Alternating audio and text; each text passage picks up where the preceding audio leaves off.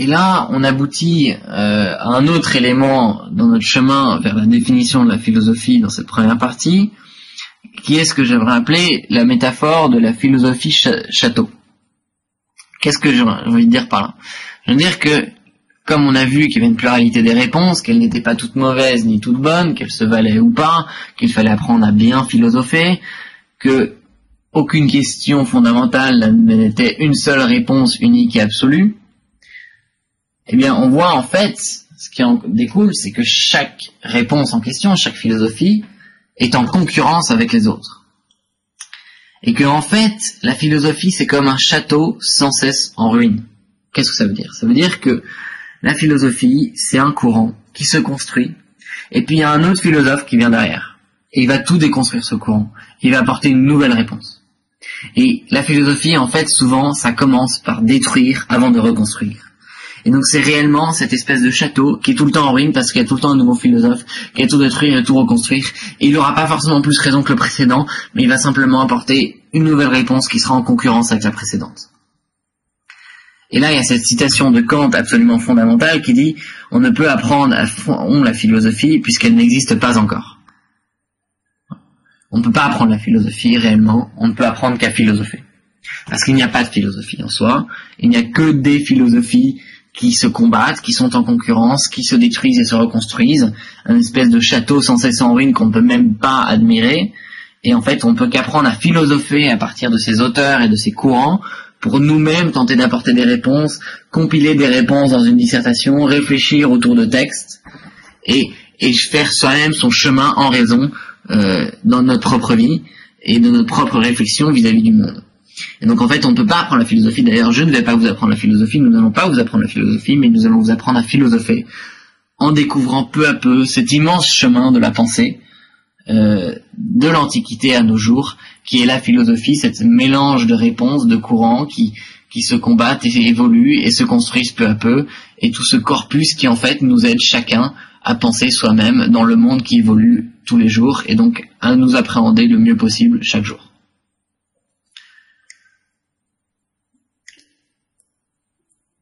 Et là, on a ce problème que je pense vous tous demander en m'écoutant, c'est mais dans ce cas, si toutes les réponses sont en concurrence, y a-t-il une vérité accessible?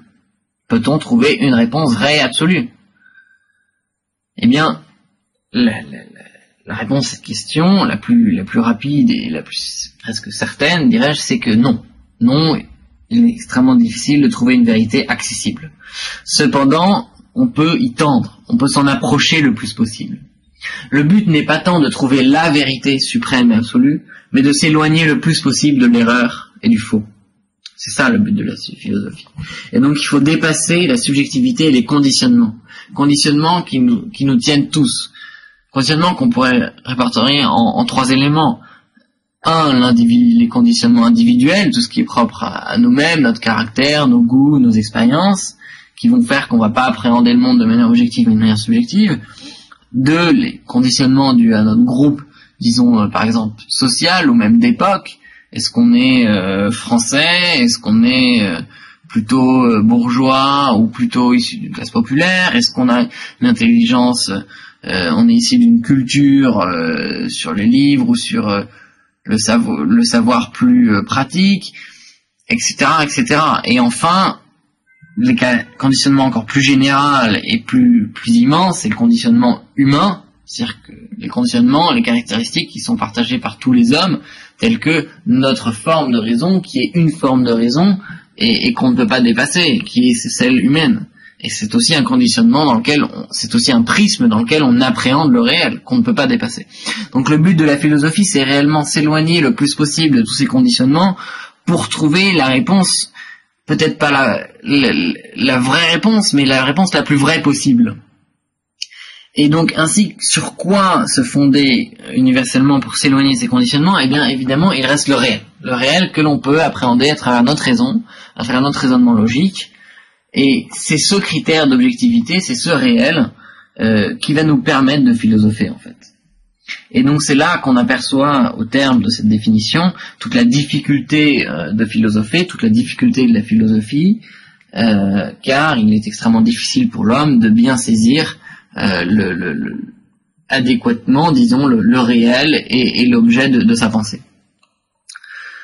Et c'est ainsi donc, pour vous faciliter cette entrée en matière en philosophie, que nous avons conçu ce manuel et ce cours multimédia, avec une méthode très spéciale qui n'est pas une méthode notion par notion, mais une méthode par cours, une méthode chronologique. C'est parce que justement il y a une évolution de la pensée de l'Antiquité à nos jours, qu'il y a une multitude de réponses différentes qui se combattent, des auteurs qui se répondent en permanence, qui détruisent le château de l'autre pour reconstruire le leur en permanence, que nous cherchons à mettre en perspective toutes les notions du programme pour vous apprendre par les auteurs, par cette évolution chronologique, cette évolution de la pensée qui se construit petit à petit, à réellement philosopher et à être réellement capable de construire une vraie dissertation pour le bac, une vraie étude de texte, et même plus tard des vraies dissertations pour des concours de culture générale, pour des concours d'école de commerce, pour des prépas, pour l'entrée à la fac, pour plein de concours d'administration, etc. C'est un cours qui vous prépare pour le bac, pour les études supérieures, avec son approche historique, et qui vous apprend à philosopher sur un fondement de culture générale. Et n'ayez pas peur, les notions sont toutes traitées, simplement elles ne sont pas traitées d'une manière en boîte, par catégorie, une notion puis après l'autre, et on pioche dans tout le corpus de pensée de l'Antiquité à nos jours. Non, elles sont traitées, presque dirais-je dans l'ordre quasiment, elles sont traitées en fait au sein de chaque paradigme de pensée. Nous abordons les notions du programme, et donc en fait nous les abordons plusieurs fois au cours de l'année, et on apprend à penser une notion de plusieurs manières différentes. Et c'est ça qui fait en fait la qualité suprême de ce cours, ce qui fait qu'à la fin, vous êtes capable de penser une notion de plusieurs manières différentes, grâce à plusieurs auteurs, à plusieurs courants, et vous avez un bagage de culture générale et de culture philosophique extrêmement considérable, qui vous permet de réellement philosopher, de réussir en philosophie, d'écrire une excellente dissertation, un excellent commentaire de texte, avec une grande facilité, parce que vous avez appris au cours de ce cours à philosopher par vous-même à travers les différentes réponses des différents auteurs au cours de notre cheminement. Donc le cheminement après ce grand 1, qu'est-ce que la philosophie? C'est donc grand 2 les anciens, donc l'Antiquité avec le miracle grec. Grand 3, nouveau moment, nouveau paradigme, le Moyen-Âge avec l'entrée dans l'humanisme et dans le temps des religions, des monothéismes, qui apporte une révolution de la pensée considérable.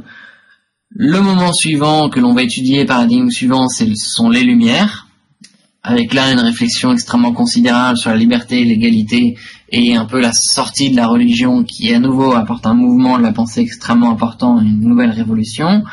Et enfin le 5e moment qui suit les Lumières, c'est donc cette entrée directe dans la modernité avec ses propres critiques de la modernité. C'est en fait toute la réflexion qui se continue aujourd'hui sur l'individu et la société. Voilà, alors à la fin pour le bac vous allez trouver un récapitulatif par notion.